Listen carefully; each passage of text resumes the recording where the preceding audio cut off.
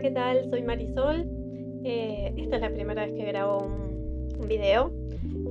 Lo voy a hacer por una razón personal, y es que durante mi proceso de fertilización in vitro, mis dos procesos, porque bueno, ahora voy por el segundo, me ha ayudado bastante el ver videos sobre mujeres, sobre experiencias, sobre personas que estaban pasando por esto, y quería compartir porque creo que les va a pasar a ustedes, que están atravesando seguramente o que están a punto de empezar este camino en la reproducción asistida, que necesitan ver testimonios, saber sobre personas que han realizado este procedimiento, porque si bien las clínicas dan información, quizás a veces no dan tanta información como a los pacientes nos gustaría, y vemos como recurso las redes sociales, internet, todo tipo de recursos que ofrezca internet, de testimonios de personas que han vivido y que viven esta experiencia, y la verdad que a mí me ha servido mucho en lo personal, ver canales de cómo aplicarse las inyecciones, que para mí era como algo, era como la parte más difícil, pero al final, como también lo escuché, la parte más difícil no viene siendo las inyecciones, sino que viene siendo todo el proceso psicológico y un poco también la información específica de los cambios físicos y de los posibles síntomas que hay en la implantación del embrión, ¿sí? Si es que llegamos a ese estadio, que también es todo un mundo, porque al principio, cuando uno tiene un imaginario de lo que es un tratamiento de reproducción asistida, se imagina que llega a la clínica, se pincha un par de inyecciones y después mágicamente, a partir de X días, se va a quedar embarazada. Y cuando empieza el camino, se da cuenta de que toda esa fantasía, ese imaginario que uno tenía en su cabeza, es un poco diferente y se encuentra con la realidad. Y eso es bastante duro, entonces recurre a gente que cuente la experiencia para ver si es verdad, si le están aconsejando bien en la clínica, empiezan las paranoias, a ver si en la clínica me quieren robar el dinero, si realmente tengo que hacer esto de esta forma, porque según la cantidad de mujeres que hay en el mundo, son los procedimientos y son los protocolos, o sea, ninguno va a ser igual, porque todas somos diferentes en edad, en condición física, peso, problemas genéticos, problemas de todo tipo. Entonces, no hay un procedimiento igual.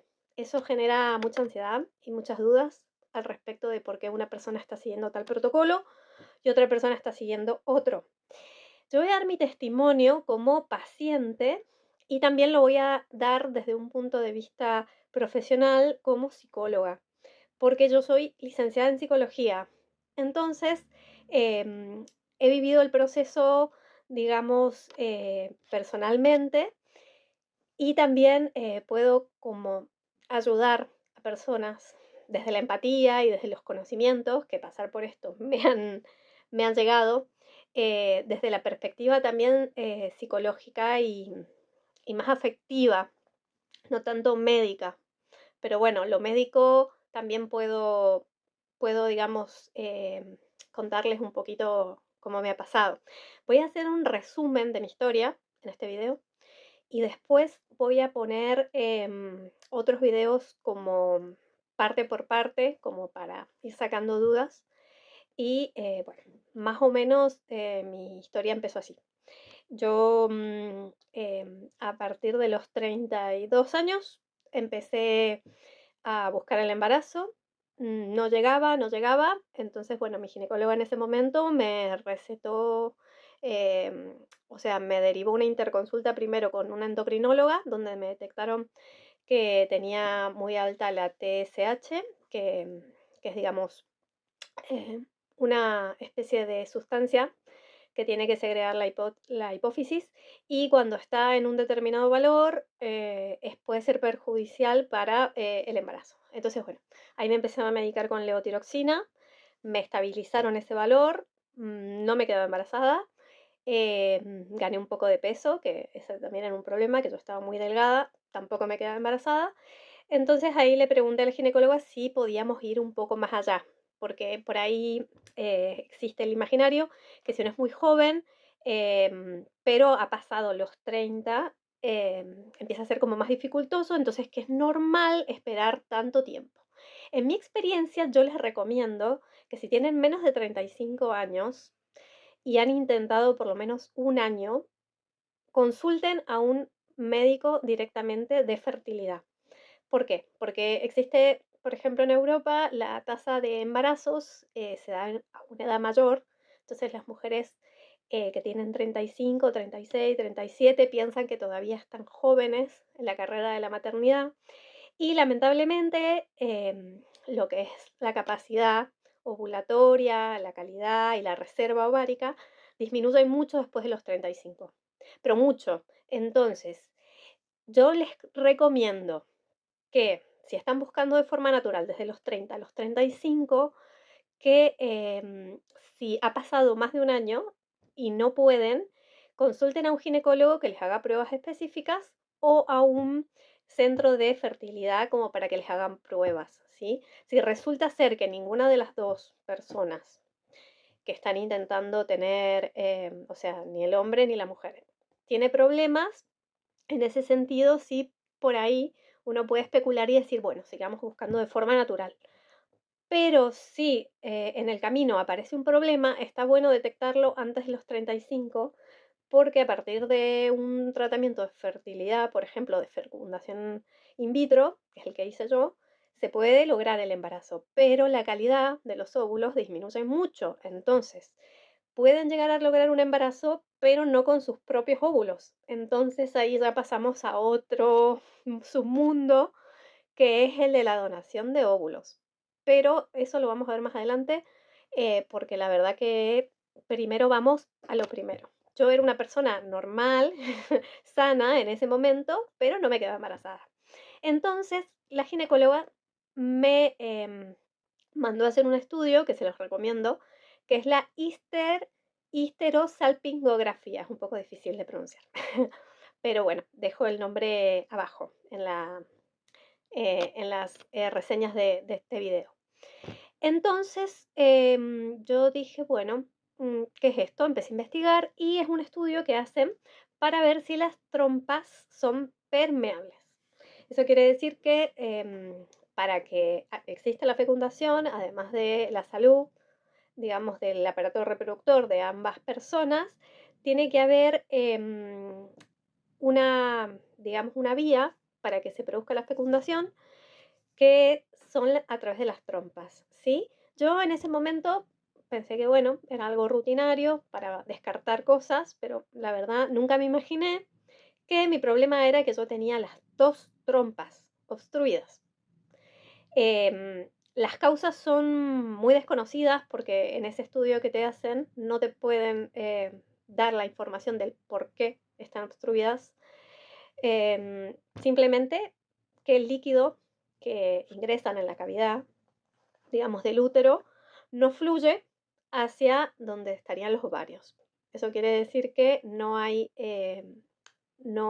flujo de líquido a través de las trompas. Bueno, nada, ese fue mi primer diagnóstico de infertilidad y bastante grave, porque cuando uno tiene una sola trompa, todavía existe el 50% de probabilidades de que se produzca la fecundación.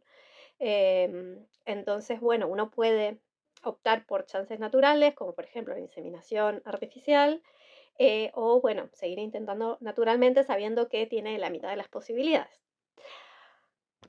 Pero en mi caso, yo directamente tuve que ir a la opción de la fecundación in vitro, que es un proceso bastante, además de que es más caro, es más complejo y es más invasivo, es más todo. Pero bueno, nada, así entré al mundo de la fecundación in vitro. Por suerte tuve la suerte de que mi obra social, que se dice en Argentina, pero bueno, aquí en España es el seguro médico, mi seguro médico me lo cubría.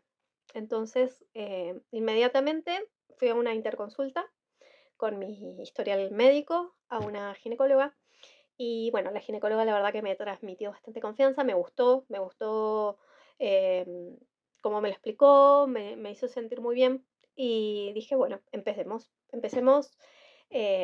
Lo primero que había que normalizar eran mis niveles de azúcar porque me hizo dos estudios que son muy importantes, que bueno, son de rutina, se los hacen a todo el mundo, pero bueno, a veces no. Y veo mujeres que se enteran muy tarde de que tienen que tomar metformina, por ejemplo. La metformina es para los niveles de azúcar.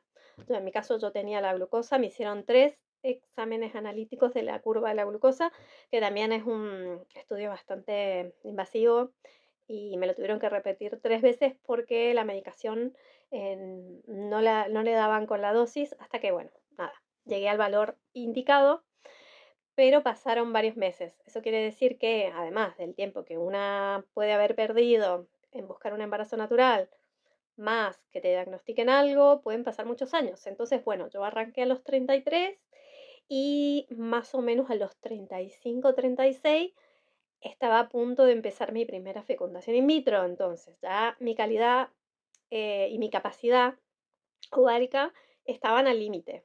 O sea, estaban al límite de lo que era buena, pasando de los 35 a los 40 a empezar a disminuir. Y eso genera mucha ansiedad. Así que sinceramente, si pueden empezar antes, sería lo ideal. Obviamente que no todo el mundo tiene los recursos económicos, una pareja estable, la decisión, el momento como para decir, bueno, ahora puedo ser madre.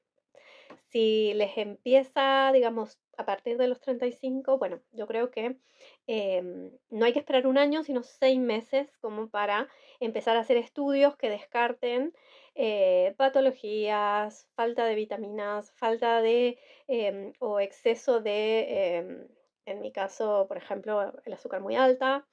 Me hicieron otro estudio que también es muy bueno y que recomiendo que lo pidan, que es el estudio genético para descartar el tema de las trombofilias, que por ejemplo en Argentina, por lo que yo sé, esperan a que surja algo como por ejemplo un aborto o abortos de repetición, como para hacer ese estudio. Por suerte aquí en España me lo hicieron ahí nomás. O sea, fue como, bueno, vamos a descartar todo esto, porque en mi analítica había salido algo que daba un indicador a que podía llegar a tener algún tipo de problema con la coagulación. Entonces me hicieron el estudio y me salió una mutación, eh, para sumarle a todo lo que le había contado, una mutación del factor 5 de Leiden, que se llama. ¿Qué quiere decir? Que hay una predisposición en mi sangre a coagularse y eso puede generar trombos, lo que hacen que el embrión pueda no implantarse o que el embarazo no pueda producirse o que termine en aborto. Por lo cual me dijeron que muy probablemente iba a tener que inyectarme la heparina, que en ese momento no me pareció tan terrible, pero después, cuando me lo empecé a inyectar, me di cuenta de que había sido lo peor que me podía haber pasado en el mundo, hasta que descubrí cómo inyectarme. Así que bueno, todas estas cosas se las voy a ir contando para las personas que necesitan información o que quieran saber, porque bueno, yo llegué a este tipo de videos básicamente por mi gran miedo, mi peor de los miedos, que era cómo inyectarme. Y terminé mirando una maratón de todas las experiencias del mundo porque ya se van a dar cuenta, y si están en este video por esa razón, eh, ya lo, ya lo habrán visto, que es que una necesita información, necesita de personas que le digan cómo se lleva esto y si sobrevive a esto. Y bueno, la verdad que sí, sobrevive. Así que nada, vamos a, entre todas, hacer una red de contención. Bueno, nada, ya con ese diagnóstico, mi primer proceso de fecundación in vitro empezó en noviembre del 2022, ¿sí? El año pasado. Bueno, empecé con la medicación, todo bien, la pude comprar fácilmente porque, bueno, como mi seguro médico me cubría el tratamiento, también me cubría la medicación, así que la verdad que no me gasté mucho. Em, Lamentablemente es muy caro. Sé que puede llegar a salir hasta 2000 € todo. em, Depende de qué medicación necesite cada una, pero bueno, más o menos las medicaciones hormonales para la estimulación ovárica varían desde los 1000 a los 1500, 1700 euros. Si una va por la seguridad social, me imagino que también hay rebajas importantes. Pero bueno, en estos casos la medicación, sinceramente, es lo de menos, porque una vez que ya te dan el ok para empezar el proceso, hay que comprarla rápidamente, porque las autorizaciones que dan en el centro como que tienen un tiempo de duración, hay que meterlas en el frigorífico, hay que ser como muy cuidadoso de tener todo, porque en el momento en que dicen que hay que empezar, los tiempos, los horarios, los días son como muy, muy importantes, hacerlos puntualmente. No se puede por ejemplo, decir, ay, mañana me tengo que inyectar el Ovitrele y no lo tengo, tengo que ir a comprarlo, porque las farmacias a veces no los tienen. Por ejemplo, mi farmacia, yo vivo en un pueblo, mi farmacia había que encargarlo con 3 días de anticipación y llegaba, pero bueno, había que esperar. Y no todas las farmacias tienen esa medicación porque es muy específica, entonces tienen que pedirla generalmente y uno no puede tenerlo a último momento. Mi recomendación es que lo compren todo en un día y que lo hagan con mucha anticipación a empezar a inyectarse, ¿sí? Ya voy a mostrarles algunos que me han quedado, algunas inyecciones que me han quedado de lo que yo me he puesto, pero bueno, de un tratamiento a otro varía mucho la medicación. Entonces, no es lo mismo lo que usé para el primero que lo que usé para el segundo. Así que, según tu médico va viendo cómo pasó del primero, ojalá tengan la suerte, se quedan en el primer, la primer tratamiento, o sea, la primera FIP, porque la verdad que el cuerpo ya la segunda, por ejemplo, en mi caso, ya empecé con muchos más síntomas. La primera estimulación me fue súper bien, yo estaba trabajando, no tuve ninguna molestia para nada, o sea, sí que los primeros días no se siente absolutamente nada, ya el tercero de inyectar las hormonas que hacen a la estimulación, uno va sintiendo como eso, como los dolores de ovarios que dan en la ovulación, pero lo siente como por cuatro. Y eso, bueno, duele. Yo que soy una persona que ovula con mucho dolor, me dolía bastante más y digo, "Uf, esto debe ser muy fuerte". Pero en la primera la verdad que fue bastante llevable, bastante llevadero. Yo había visto videos de gente que decía, siento como un montón de canicas en mis... Y yo la verdad no sentí eso, fue como algo bastante llevable. No me asusté para nada, no engordé, no tuve ningún cambio físico importante. Sé que hay mujeres que pueden engordar, que le tienen miedo a que las hormonas destruyan todo su cuerpo. A mí no me salió ni un grano, no tuve nada. Entonces, creo que depende de cada persona. No se asusten porque la medicación es totalmente llevadera. Las primeras agujas no las sentí para nada. Es un pinchazo bastante asumible. O sea, yo tenía una fobia a las agujas, me costó un montón. Estuve como 3 días para poder animarme a pincharme. Les recomiendo como psicóloga, que esto a mí me sirvió un montón, cerrar los ojos, respirar profundo.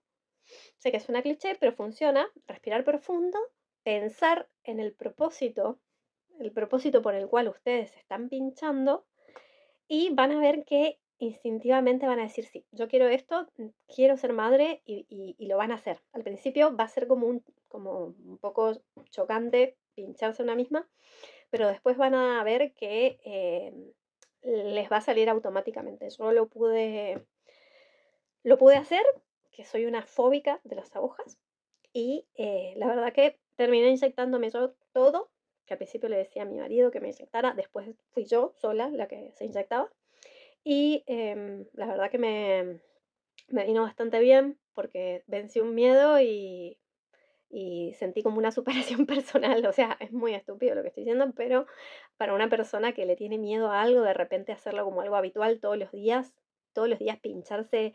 Yo me pinchaba la barriga, de hecho todavía me estoy pinchando, así que debo tener acá algún, no sé si se ve, bueno. La heparina, que es lo que yo conté, que me estaba inyectando, es muy dolorosa. Las inyecciones hormonales no son dolorosas, casi ni se sienten. Hay una que pica, que es como si te picara un bichito, pero no se siente, el líquido no se siente. Pero la heparina es una inyección, que las que se han tenido que inyectar alguna vez, duele un montón. Y hay una técnica para que yo descubrí, que vi en videos y que qué sé yo, que se las puedo dejar. En el segundo video vamos a hablar de las inyecciones. Em, a mí me sirve y hace que no me salgan los moretones, esos, los morados eh, gigantes. Una vez me pinché mal y se me hizo todo un coágulo de sangre que tenía la mitad de la barriga morada, horrible. Por suerte eso ya no pasa más y he aprendido un poco a pincharme, la verdad. Es una práctica que, bueno, cuando uno lo va haciendo se va como formando en el arte y es menos doloroso. A mí la segunda FIP no me costó para nada inyectarme. De hecho, yo estaba ansiosa ya por empezar el segundo tratamiento con toda la ilusión del mundo y era como, ay, me tengo que pinchar, y estaba hasta contenta. Así que creo que nada, que es totalmente llevable. Bueno, como el video ya se está haciendo un poco largo, voy a volver a hablar del tema jeringas, inyecciones, eh, para la segunda, pero para resumir un poco, como estoy hablando de un primer FIP y una segunda FIP, está claro que la primera no funcionó. No funcionó porque, digamos, mi beta fue positiva, pero dio un valor bajo. Para que la beta sea considerada positiva sin problemas o sin sospechas de que puede haber sido un aborto bioquímico, tiene que ser más de 100 el valor. La beta es la hormona que segrega el embrión cuando se implanta. Y eso es lo que se mide en la sangre después cuando hacen la analítica. ¿Sí? Tiene que dar un valor determinado para que sea considerada positiva. Positiva es a partir de los 5, digamos, de concentración en sangre, creo que son microgramos, y a partir de 100 es considerado como que ha evolucionado, porque ese valor se tiene que ir triplicando por día. Entonces, si al principio, cuando el embrión se implanta, aparece 5, a los 4 días tendría que haberse multiplicado ese 5 y tendría que dar ese valor, digamos, en relación a esa primera implantación. Entonces, cuando uno hace la beta 10 días después, si uno hace la cuenta 5 por determinada cantidad de días triplicados, tiene que dar por lo menos 100 o más, ¿sí? Entonces, mi beta fue positiva, pero no fue lo suficientemente alta, me la volvieron a repetir y me bajó el valor. Entonces eso quiere decir que hubo una implantación en algún momento, pero eso fue bajando, ¿sí? Nada, fue súper desilusionante, pero la verdad que me sentí bien porque dije, bueno, por lo menos implantó, por lo menos hay chances, significa que mi útero eh, es receptivo, que mi endometrio estaba bien, que los embriones tienen capacidad de implantarse. Bueno, mis embriones llegaron a día 5, llegaron dos, no fueron de una muy buena calidad, lo cual me rayó bastante. Y en esta segunda tampoco logré embriones de calidad A, que era lo que yo hubiera dicho, bueno, ya está, esto tiene que funcionar. Pero no se preocupen porque la calidad embrionaria tampoco es lo más importante, según mi embriólogo. Simplemente es una clasificación morfológica de la forma del embrión que hace que por morfología sea más armónico, más sano, entre comillas. Digo entre comillas porque lo que me explicó el embriólogo es que hay muchos síndrome de Down, por ejemplo, que se dan en calidad A. Eso quiere decir que la genética no está garantizada por la calidad morfológica, ¿sí? Entonces, en el laboratorio hacen como una especie de selección, de que seleccionan a los que son de mejor calidad para la implantación y los otros los congelan o los descartan, pero no significa que si es A implante y si es C no implante. Entonces, bueno, nada. Mis embriones llegaron a día 5, que era también, porque esto es todo como una carrera de obstáculos donde se va pasando a, bueno, tengo folículos, ¿cuántos folículos tengo? ¿Cuántos óvulos he obtenido? ¿Cuántos han fecundado? Y después, ¿cuántos han llegado a día 5? Entonces, en ese sentido, el proceso yo lo clasificaría como, bueno, no llegó a embarazo, pero fue bastante bien porque logramos el objetivo que era hacerlo, que los óvulos llegaran, que los embriones llegaran, que se implantara. Y bueno, ahora estamos viendo cuál puede haber sido el fallo. Es muy difícil que a la primera se dé, hay mucha gente que sí, que lo consigue. Estadísticamente hay probabilidades en los 3 primeros intentos, que son, bueno, a partir de la edad también. Entonces, cuando uno busca probabilidades de éxito, tiene que tener en cuenta la edad, tiene que tener en cuenta muchas cosas, ¿sí? Pero, pero bueno, el primer intento siempre es importante saber, tener mentalizada una que puede no ser significativo lo que vaya a pasar más adelante, ¿sí? Así que bueno, con esta primera introducción, a nivel resumen de lo que viví, vamos a dejarlo acá, si no se hace muy largo. Si alguien me quiere hacer alguna pregunta, yo les voy a contestar con mi experiencia, con lo que sé, con todo lo que he leído, con todo lo que he estudiado.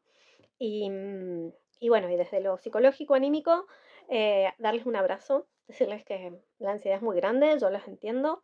No soy una persona ansiosa, de hecho soy psicóloga, soy bastante zen en casi todo, pero a mí esto me generó muchísima angustia, muchísimo estrés, muchísima ansiedad, porque es inevitable. Y el que diga tenés que estar tranquila, no tiene ni idea de lo que una vive. Entonces, la empatía y la forma, digamos, de sentirse realmente entendida es por una persona que ha pasado lo mismo.